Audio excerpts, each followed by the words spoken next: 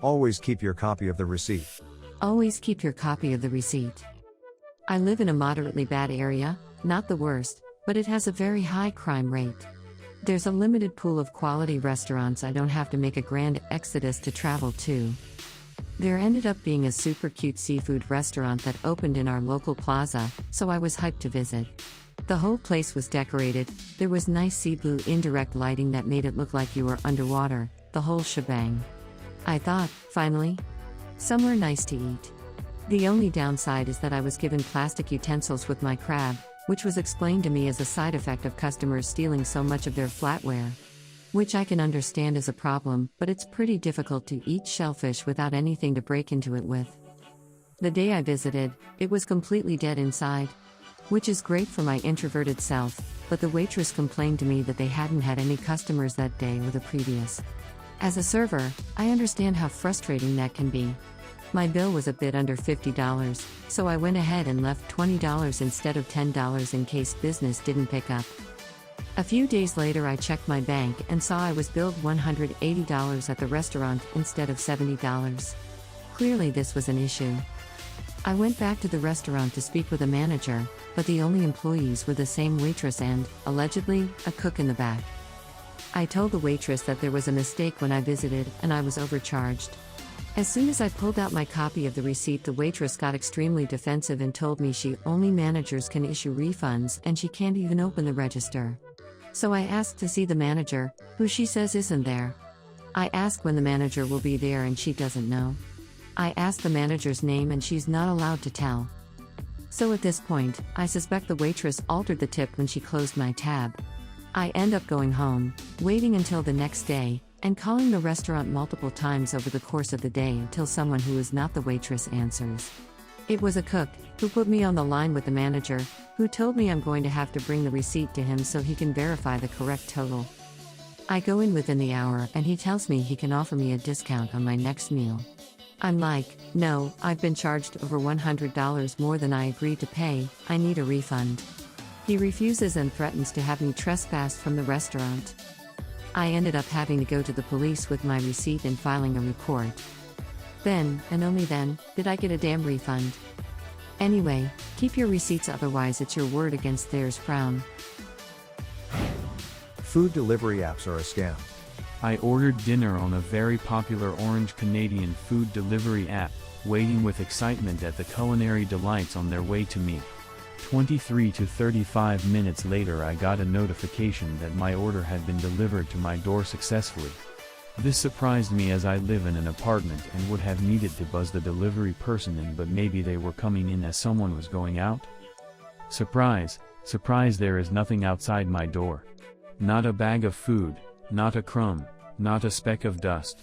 I think, well, maybe they just said they delivered it when they got to the parking lot and they're walking in, so I gave it a couple minutes. 10 minutes later there's still no sign of my food, so I get on the support chat in the app, because of course there's no phone number to call. Me, hi, your courier said they delivered my order but there's no sign of them. Support, I've spoken to the courier and they delivered your order, so there's nothing I can do to help you.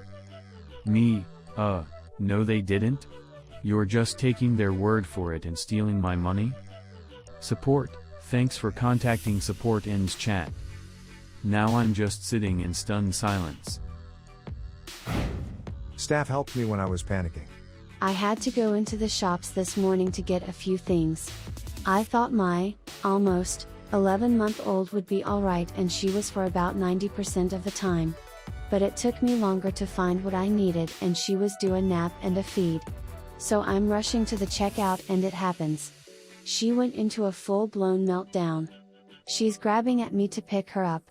I'm panicking, trying to calm her down and scan my things. People are looking and I'm getting more stressed. My assistant's dog is nudging me, alerting me to an anxiety attack coming.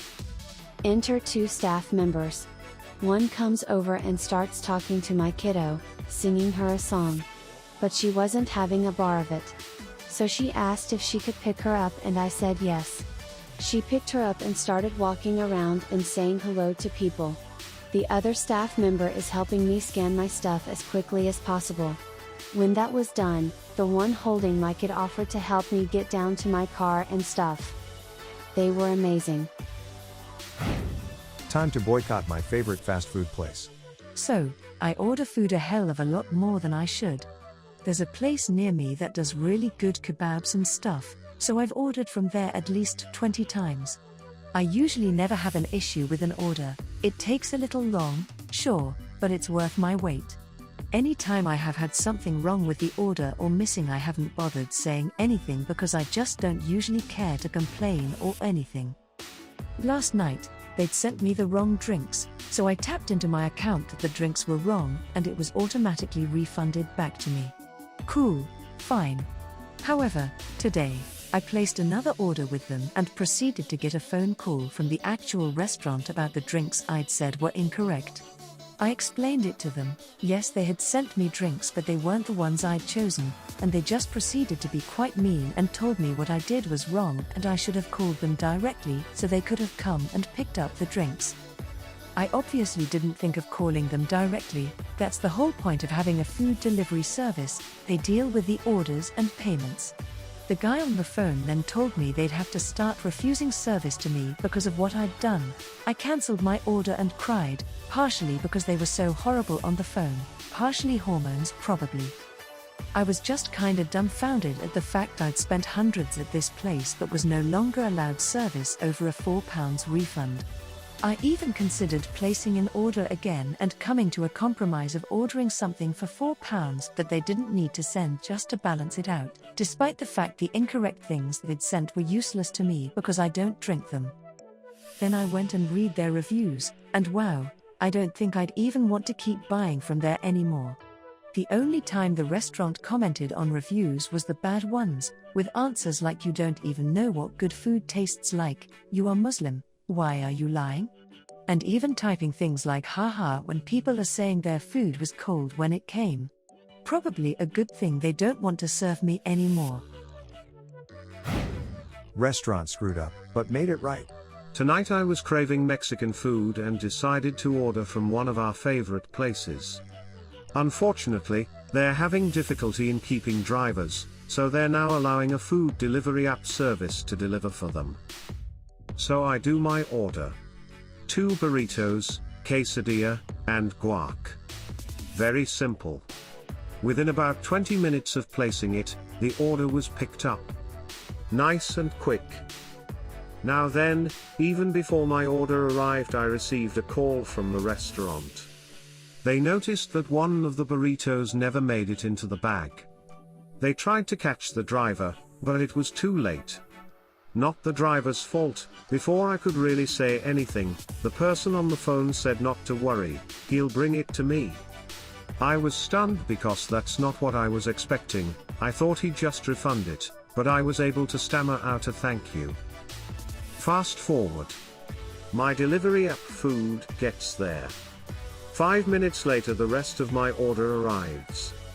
It turns out it was the owner himself who did it.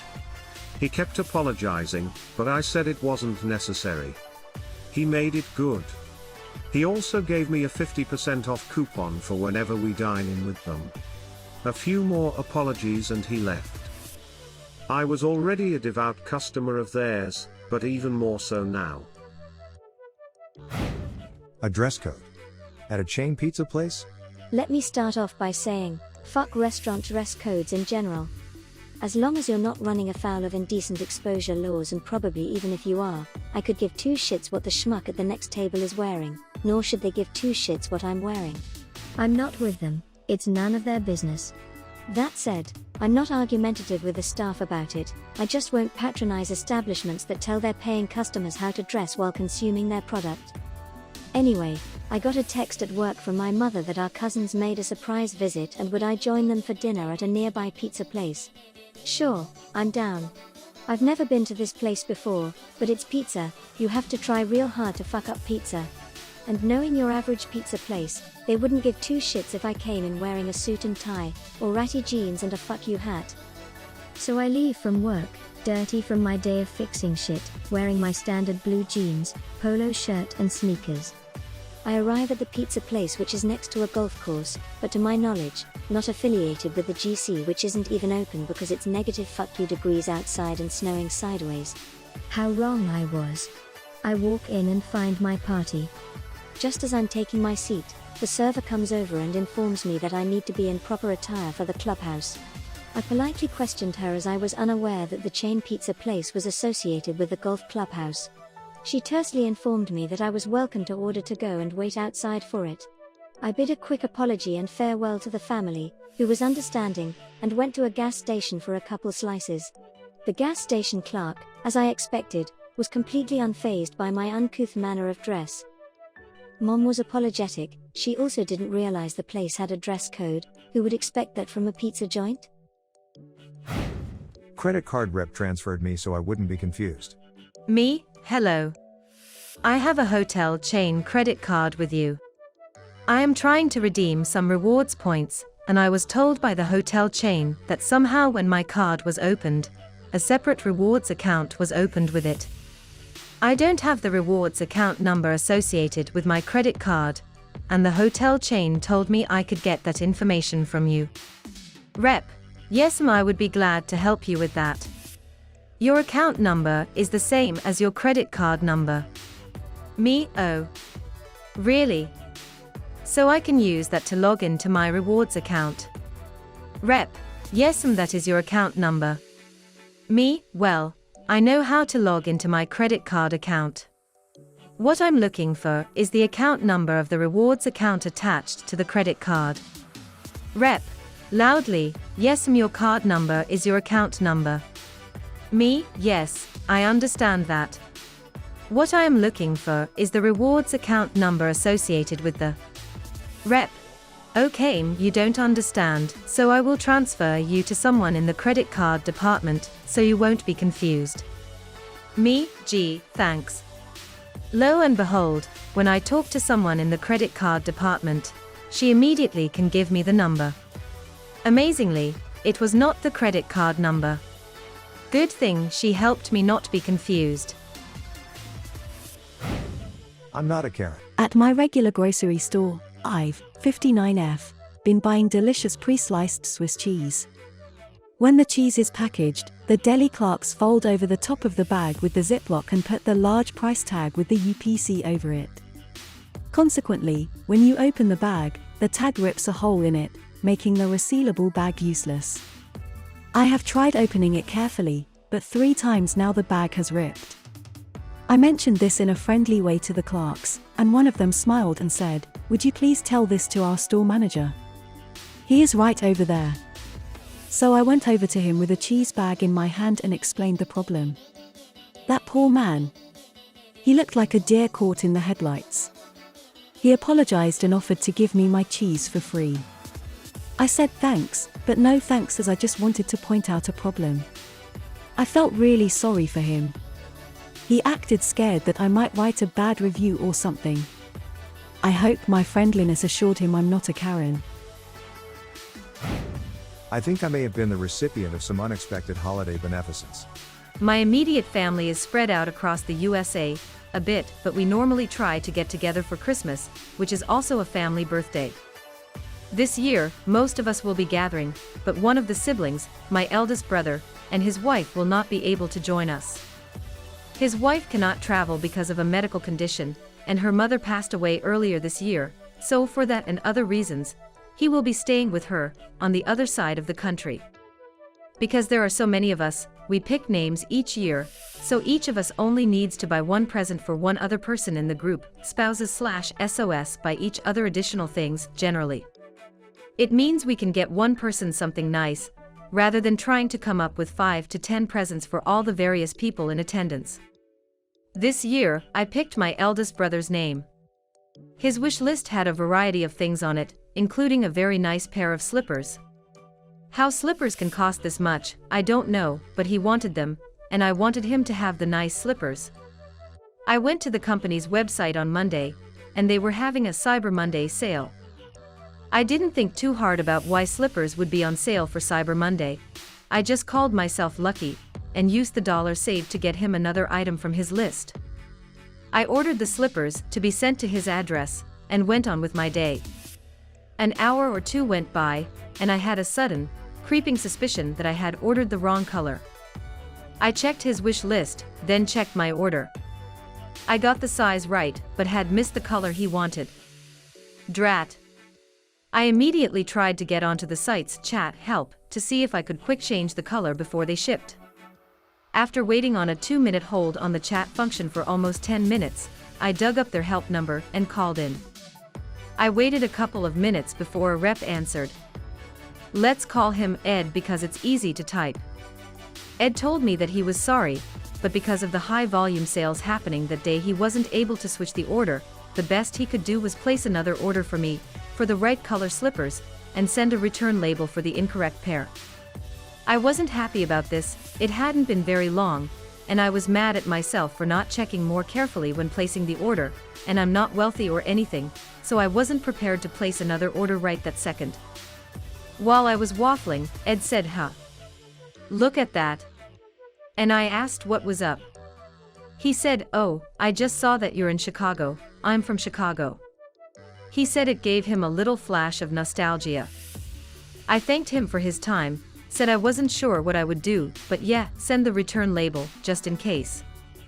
He asked if I could stay on the line for a moment, the phone's going to start ringing again as soon as we hang up, and I want to just finish making this note, here.